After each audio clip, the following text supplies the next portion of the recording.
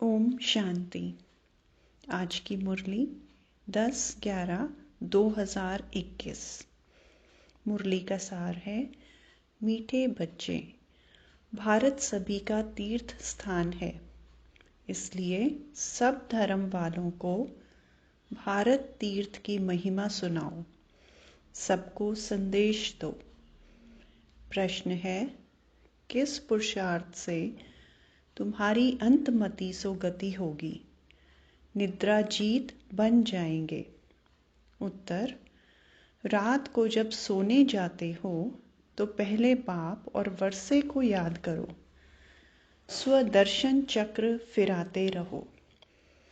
जब नींद आए तो सो जाओ, फिर अंतमति सो गति हो जाएगी। सवेरे उठेंगे तो वही पॉइंट याद आती रहेगी। ऐसा अभ्यास करते तुम नींद को जीतने वाले बन जाएंगे। जो करेगा सो पाएगा। करने वालों की चलन प्रसिद्ध होती जाती है। गीत है, जो पिया के साथ है। ओम शांति। जो पिया के साथ है। अब दुनिया में बाप तो बहुत हैं, परंतु उन सबका बाप रचयिता एक ही है। वही ज्ञान का सागर है। ज्ञान से ही सद्गति होती है। सद्गति भी मनुष्य की तब होती है जब सत्युग की स्थापना होनी हो। बाकी बाबा को ही कहा जाता है सद्गति दाता। जब जब संगम का समय हो तब तो ज्ञान सागर आकर सद्गति में ले जाएंगे। इस समय दुर्गति तो सबकी है, दुर्गति भी सबकी एक जैसी नहीं होती। सबसे प्राचीन भारत है। भारतवासियों के ही 84 जन्म गाए हुए हैं। ज़रूर जो पहले पहले मनुष्य होंगे वही 84 जन्मों के लायक होंगे। देवताओं के 84 जन्म तो ब्राह्मणों के भी 84 जन्म। मुख्य को ही उठाया जाता है। बाप ब्रह्मा द्वारा नई सृष्टि रचने के लिए पहले पहले सूक्ष्म लोक रचते हैं, फिर नई सृष्टि की स्थापना होती है। त्रिलोकीनाथ एक बाप है। बाकी उनके बच्चे भी अपने को त्रिलोकीनाथ कह सकते हैं। यहाँ तो बहुत मनुष्यों ने नाम भी रखवा दिए हैं त्रिलोकीनाथ। डबल देवताओं के भी नाम रखवाए हैं, गौरी शंकर, राधे श्याम। अब राधे कृष्ण अलग अलग राजाई के थे। जो अच्छे बच्चे हैं उनकी बुद्धि में बहुत अच्छी पॉइंट्स की धारणा रहती है। जो होशियार डॉक्टर होगा उनकी बुद्धि में बहुत दवाइयाँ होंगी। यहाँ भी रोज़ नई नई पॉइंट्स निकलती जाती हैं।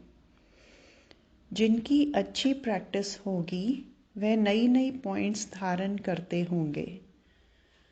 जो धारणा नहीं करते हैं उनको महारथी नहीं कहा जाएगा। सारा मदार बुद्धि पर है और तकदीर की भी बात है। यह भी ड्रामा है। ड्रामा को कोई जानते नहीं। यह भी समझते हैं हम आत्मा शरीर धारण कर पाठ बजाती हैं, परंतु ड्रामा के आदि मध्य अंत को नहीं जानते, गोया कुछ नहीं जानते। तुमको तो जानना चाहिए। बच्चों का तो फर्ज है औरों को बाप का परिचय देना, सारी दुनिया को बताना है। कोई ऐसा न कहे कि हमको तो मालूम ही नहीं था। फॉरेन से भी बहुत आने वाले हैं, उन सब का प्रबंध करेंगे बॉम्बे में। वह लोग तो समर्थ भी हैं, पैसे तो उन्हों के पास बहुत हैं। शिव को अपना बड़ा गुरु तो मानेंगे ना। इसलिए समझाया जाता है इन धर्म पिताओं का भी कुछ पाठ है। बच्चों ने शुरू में साक्षात्कार किया था, यह क्राइस्ट, इब्राहिम आदि सब आएंगे मिलने, तो उनकी फील्ड बनानी चाहिए। सब टूरिस्ट आदि बॉम्बे में आते रहते हैं। भारत सबको बहुत खींचता है। असुल भारत बाप का बर्थ प्लेस है। फिर सब में भगवान कहने से बेहद के बाप का महत्व गुम कर दिया है। अब तुम समझाते हो कि भारत सबसे बड़ा तीर्थ स्थान है। बाकी सब पैगंबर आते हैं अपना धर्म स्थापन करने। उनके पिछाड़ी फिर उनके धर्म वाले भी आते हैं। अब है अंत। कोशिश करते हैं हम वापस जाएं, परंतु पूछो उनसे तुमको यहाँ लाया किसने? परंतु पूछो उनसे तुमको यहाँ लाया किसने? क्राइस्ट ने क्रिश्चियन धर्म स्थापन किया, क्या उसने तुमको खींचकर यहाँ लाया? अभी सब तंग हो गए हैं वापस जाने के लिए। सब आते ही हैं पाठ बजाने। पाठ बजाते बजाते आखरीन दुख में आना ही है। फिर दुख से छुड़ाए सुख में ले जाना बाप का ही काम है। बाप का बर्थ प्लेस भारत है। इतना महत्व तुम बच्चे ही जानते हो। जो जानते हैं उन्हों को नशा चढ़ा हुआ है। कल्प कल्प भारत में बाबा आते हैं। यह सबको बताना है, निमंत्रण देना है। रचना की नॉलेज को कोई भी जानते नहीं, तो ऐसा सर्विसेबल बनकर अपना नाम बाला करना चाहिए। यह मेला सब तरफ जाएगा। तो जो तीखे बच्चे हैं उनकी मदद मांगते रहते हैं, उन्हों के नाम जपते रहते हैं। एक तो शिव बाबा को जपते हैं, दूसरा ब्रह्मा बाबा को, तीसरा फिर कुमारिका, गंगे, मनोहर को जपेंगे। भक्ति मार्ग में हाथ में माला फेरते हैं। अब मुख से नाम जपते हैं। फलानी बहुत सर्विसेबल है, निरहंकारी है, मीठी है, दे अभिमान नहीं है। कहते हैं ना, घुरते घुराए, स्नेह दो तो स्नेह मिलेगा। अब बाप कहते हैं तुम दुखी बने हो, तुम मुझे याद करेंगे तो मैं भी मदद करूँगा। तुम नफरत करेंगे तो यह तो गोया अपने ऊपर नफरत करते हैं, पद नहीं मिलेगा। धन कितना अथाह मिलता है। किसको लॉटरी मिलती है तो कितना खुशी होती है। उनमें भी कितने इनाम आते हैं। फिर सेकंड प्राइज, थर्ड प्राइज भी होती है। यह भी ईश्वरीय रेस है, ज्ञान और योग की रेस है। जो उनमें तीखा जाएंगे वही गले का हार बनेंगे और तख्त पर नज़दीक बैठेंगे। तुम सब हो कर्म योगी। अपने घर को भी संभालो। क्लास में 1 घंटा पढ़ना है, फिर घर में जाकर रिवाइज करना है। स्कूल में भी ऐसे करते हैं ना, पढ़कर फिर घर में जाकर रिवाइज करते हैं। बाप कहते हैं 1 घड़ी आधी घड़ी। दिन में 8 घड़ी होती हैं, उनमें भी बाप कहते हैं 1 घड़ी, अच्छा आधी घड़ी। 15-20 मिनट भी क्लास में पढ़कर धारणा कर, फिर धंधे धोरी में चक्र लगाओ। आगे तुमको बाबा बिठाते थे तो बाप की याद में बैठो, स्वदर्शन चक्र फिराओ। याद का ज्ञान तो था ना। बाप और वर्षे को याद करते, स्वदर्शन चक्र फिराते। जब देखो नींद आती है तो सो जाओ, फिर अंतमति सो गति हो जाएगी। फिर सवेरे उठेंगे तो वही पॉइंट्स याद आती रहेंगी। ऐसे अभ्यास करते करते तुम नींद को जीतने वाले बन जाएंगे। जो करेगा सो पाएगा। करने वाले का देखने में आता है, चलन प्रसिद्ध होती है। देखा जाता है यह विचार सागर मंथन करते हैं, धारणा करते हैं। कोई लोभ आदि तो नहीं है। यह शरीर पुराना है, इनका भी बहुत ख्याल नहीं करना है। यह ठीक भी तब रहेगा जब ज्ञान योग की पूरी धारणा होगी। धारणा नहीं होगी तो शरीर और सड़ता जाएगा। सड़ते सड़ते बिल्कुल ही कब्र दाखिल हो जाएगा। नया शरीर फिर भविष्य में मिलना है। आत्मा को पवित्र बनाना है। यह तो पुराना मूत पलीती शरीर है। इनको कितना भी पाउडर लगाओ तो भी वर्थ नॉट ए पेनी है। अब तुम सबकी सगाई शिव बाबा से है। जब शादी होती है तो उस दिन पुराने कपड़े पहनते हैं। अब इस शरीर का स्थूल श्रृंगार ज़्यादा नहीं करना है। ज्ञान योग से अपने को सजाएंगे तो परियां बन जाएंगे। यह है ज्ञान मान सरोवर। इसमें ज्ञान की डुबकी मारते रहो तो तुम स्वर्ग की परियां बन जाएंगे। प्रजा को परी नहीं कहेंगे। कहते हैं कृष्ण ने भगाया, फिर महारानी पटरानी बनाया। ऐसे तो नहीं कहेंगे भगाकर प्रजा में चंडाल बनाया। भगाया पटरानी बनाने के लिए। तुमको भी ऐसा पुरुषार्थ करना चाहिए। ऐसे नहीं जो मिला। यह है पाठशाला। यहाँ मुख्य है पढ़ाई। गीता पाठशाला बहुत बनाते हैं। बैठकर गीता सुनाते हैं, कंठ कराते हैं। कोई एक श्लोक उठाकर फिर उस पर विस्तार से बैठ समझाते हैं। कोई ऐसे ही पढ़ते हैं। कोई एक श्लोक पर आधा पौना घंटा भाषण करते। उनसे फ़ायदा कुछ भी नहीं। यहाँ तो बाप बैठ पढ़ाते हैं। एम ऑब्जेक्ट क्लियर है।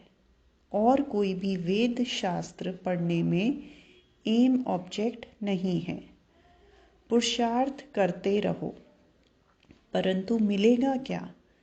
जब बहुत भक्ति करते हैं तब भगवान मिलता है। सो भी रात के बाद दिन ज़रूर होगा। कल्प की आयु कोई क्या बताते हैं। अब समझाने की भी ताकत चाहिए। योग बल से काम निकालना है। अगर नहीं कर सकते तो गोया ताकत नहीं है, योग नहीं है। बाबा भी मदद उन्हों को करते हैं जो योग युक्त बच्चे हैं। ड्रामा में जो है वह रिपीट होता है। सेकंड सेकंड जो पास्ट होता जाता है, टिक टिक होती जाती है। हम श्रीमत से एक्ट में आते हैं। श्रीमत पर नहीं चलेंगे तो श्रेष्ठ नहीं बनेंगे। नंबर वार तो है ना। यह लोग समझते हैं हम एक हो जाएं, पर अर्थ का पता ही नहीं। तो एक क्या हो जाएं? क्या एक फादर हो जाना चाहिए या एक ब्रदर्स हो जाना चाहिए? अगर ब्रदर्स कहते हो तो भी ठीक है। श्रीमत से बरोबर हम एक बन सकते हैं। तुम सब एक मत पर चलते हो। तुम्हारा बाप, टीचर, गुरु एक ही है। जो पूरा श्रीमत पर नहीं चलेंगे वे श्रेष्ठ नहीं बन सकेंगे। अगर एकदम नहीं चलेंगे तो खत्म हो जाएंगे। रेस में जो लायक होशियार होते हैं उनको ही रखते हैं। बड़ी रेस में अच्छे घोड़े निकालते हैं क्योंकि लॉटरी भी बड़ी रखते हैं। यह भी ह्यूमन अश्व रेस है।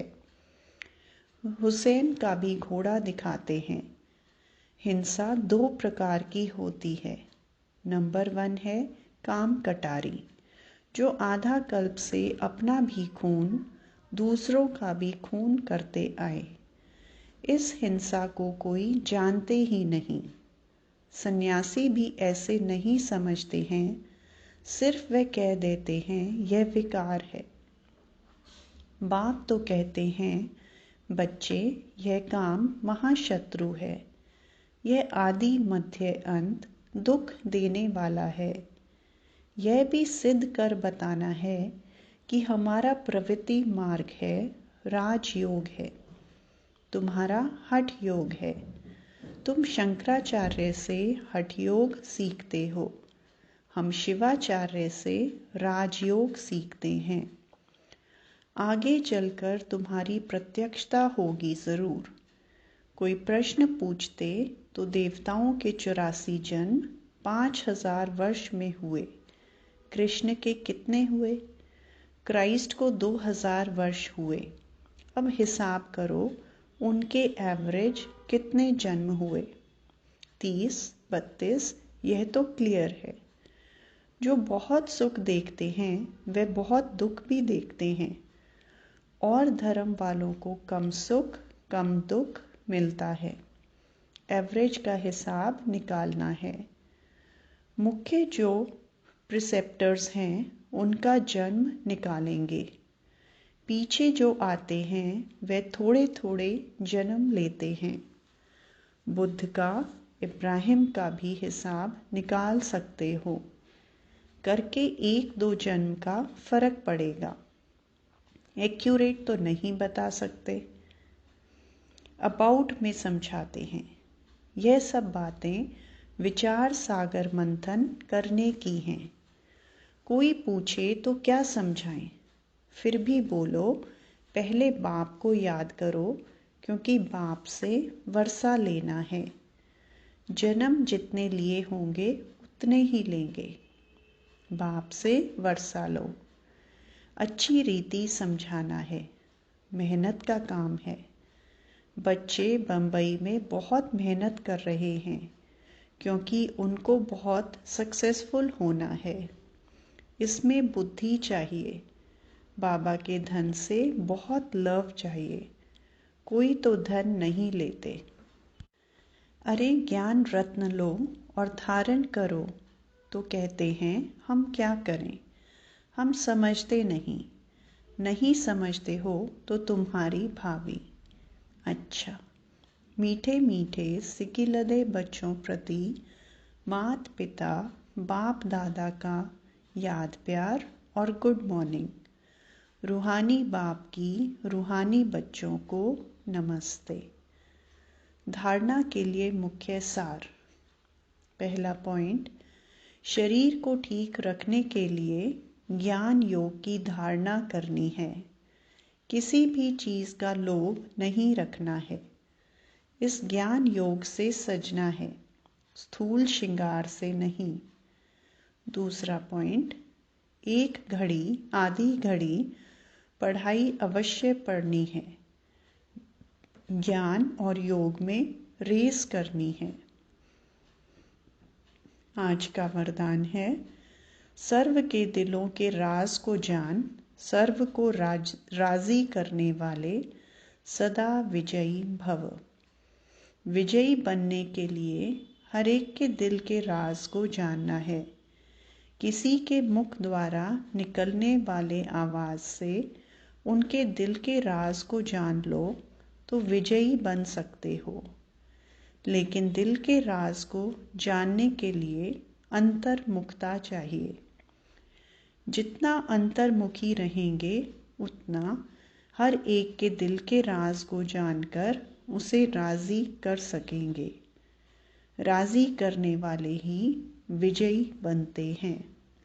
स्लोगन, वैराग्य ऐसी योग्य धरनी है जिसमें जो भी फल डालेंगे वही फलीभूत अवश्य होगा। अच्छा, ओम शांति।